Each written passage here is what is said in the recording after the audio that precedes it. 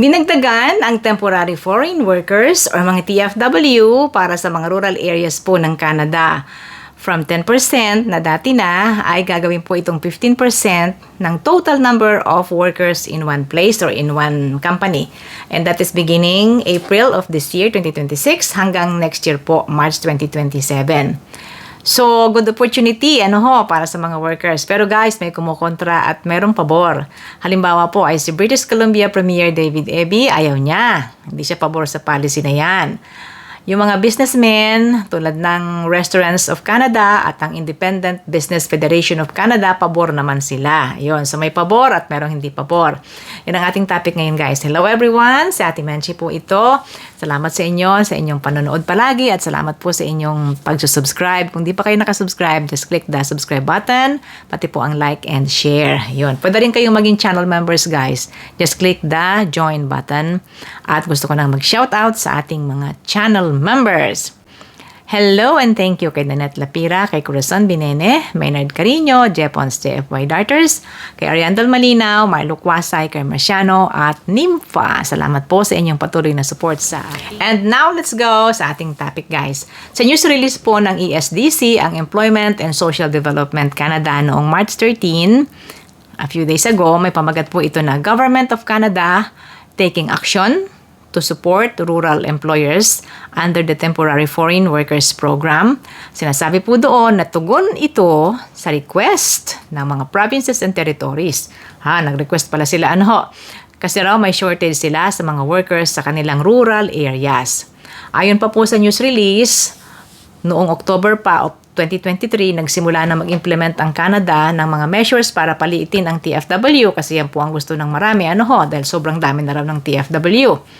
To ensure that Canadians first ang unang makaka-apply sa mga trabaho. But, despite that, rural areas continue to face acute labor shortage due to unemployment at saka ongoing difficulties sa pag-attract ng mga workers. At ang mga employers po ay struggling to find workers to keep essential businesses operating at ang local economy ay to move forward. So, ganyan pala ang nagaganap na sitwasyon guys sa mga rural areas. Maraming shortage sa workers. Now, in recognition of this condition, Honorable Patty Hadju announced na meron pong targeted and time-limited na measure to help rural employers address the problem. Kaya ngayon guys, ini-announce itong bagong measure na ito na 15%. 5% additional sa workforce. Pero, kailangan daw ma-ensure na manatili pa rin po na number 1 priority ang mga Canadians at PR.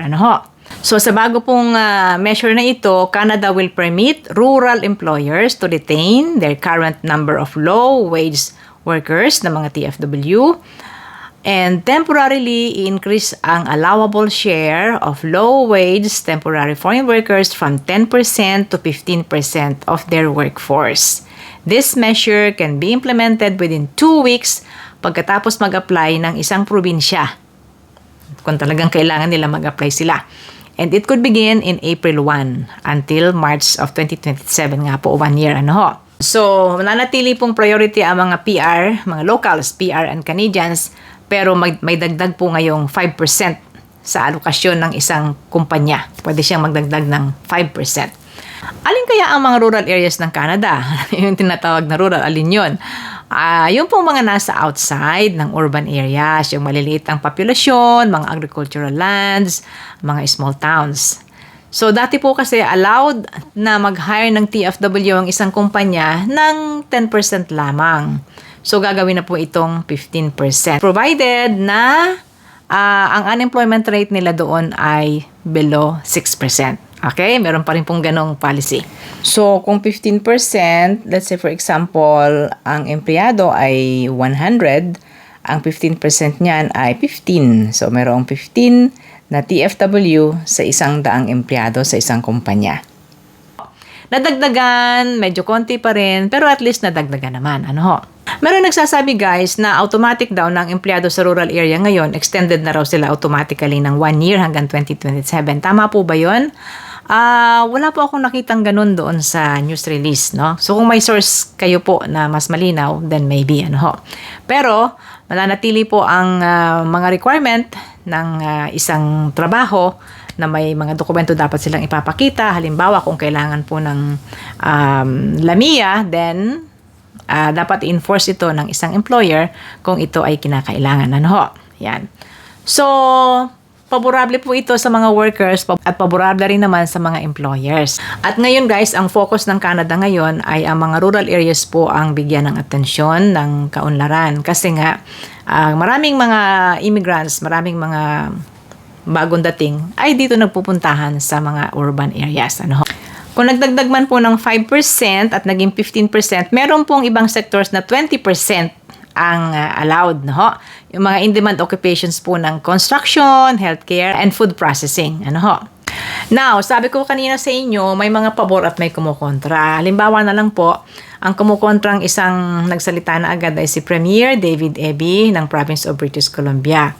Nag-react po siya kaagad. Sabi niya, hindi siya susuporta sa measure na ito ng 15% additional foreign workers kasi against talaga siya dyan kahit nung una pa. Ang gusto niya kasi magkaroon po ng malinaw na pathway o malinaw na programa para sa foreign workers. Kung extended stay, okay, extended stay dapat malinaw. Kung hanggang kailan pwede mag-stay ang TFW, dapat malinaw. Hindi raw katulad ngayon na pagkalipas ng ilang pauuwiin na yung mga ganon.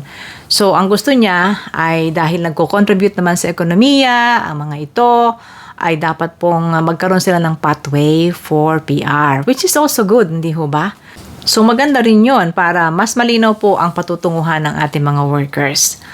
Ayon guys sa mga nag-a-analyze, merong 3 bagay na hindi maganda sa TFW program ng Canada. Number 1 ay it lowers the pay ng mga workers. Nahihilan niya pababa ang sweldo. Kasi nga naman, ang isang TFW ay hindi nagrereklamo kahit mababa ang sweldo niya. Ano ho?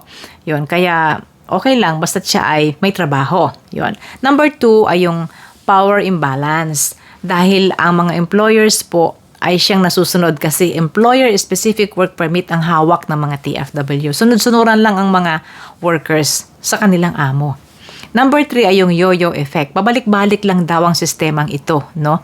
Binago ngayon, after a while, balik ulit sa dati, may bago na namang policy, isang taon lang, babalik na naman sa dati. Hindi raw po maganda. So, kung si Premier Eby ay hindi pabor, meron namang mga pabor. Sino? Yung pong mga makikinabang sa programang ito. Siyempre, ang business sector. Yung Restaurants Canada, ayon sa kanila, although this is not the best option, ang TFW daw ay nagbibigay ng vibrance in the workplace. Kaya nga daw po masaya ang month of April kasi dumarating na naman ang mga foreign workers at masaya na naman ang mga farms at ang iba pang mga businesses na may bagong mga foreign workers. Ang Independent Business Federation of Canada po natutuwa din po sa bagong update na ito. Ang sabi nga po sa isang headline, sa isang balita, Independent Business Federation applauds the modification of temporary worker program. At a few months ago ho ay napabalitan din na ang Tim Hortons ay naglalabi na huwag alisin ang TFW, panatilihin ang TFW program kasi ang Tim Hortons ang isa sa nakikinabang po sa maraming TFW. Ano ho? Ang Tim Hortons naman po yung nagpapanukala din na mga TFW ay bigyan ng tsansa yung mga nandito na magkaroon ng clear pathway to PR. So guys, maaaring kayo nagtatanong, ate, paano kami makaka-apply sa 15% na yan na TFW? Abangan po natin guys ang mga probinsya na magre-request at maaprubahan. Kung sino-sino mga probinsya yan. Ano ho? At malalaman natin kung ano mga kumpanya ang mga ngailangan ng temporary foreign workers, kung ano-anong trabaho meron. Yan, in the next few days po ay uugong na naman yan dito sa Canada. Sapagkat talagang marami po ang nangangailangan, lalo na yung andito sa loob ng Canada, sila yung unang-una pong naghahanap ng another job, o di kaya naghahanap o di kaya ay gustong ma-extend. Yan po. Yun. Kaya stay tuned lang kayo sa mga balita sa Canada dahil lalabas po ang mga yan kung ano mga trabaho at sino ang pwedeng mag-apply. Pero nakikita ko guys, most likely ang unang-unang mag-a-apply syempre yung nasa loob na ng Canada. But take note, rural areas po ang binabanggit dito. So, ang mga trabaho ay magiging nasa labas ng mga urban centers, labas ng Toronto, labas ng Montreal, labas ng Calgary, labas ng iba pang mga urban centers. O oportunidad na naman para sa inyo. So maraming salamat sa inyo guys. Sana po nagustuhan nyo ang ating balita ngayon. Don't forget to subscribe, like and share. At kung kayo interesado maging channel member, just click the join button below. Hello and thank you kay Nanette Lapira, kay Corazon Binene, Maynard Carino, Jepons JFY Darters, kay Ariandel Malinaw, Marlo Kwasay, kay Marciano at Nympha. Salamat po sa inyong patuloy na support sa aking channel. Yan na muna guys, hanggang susunod nating episode. Si Ate Menchie po ito from Toronto. Thank you for watching.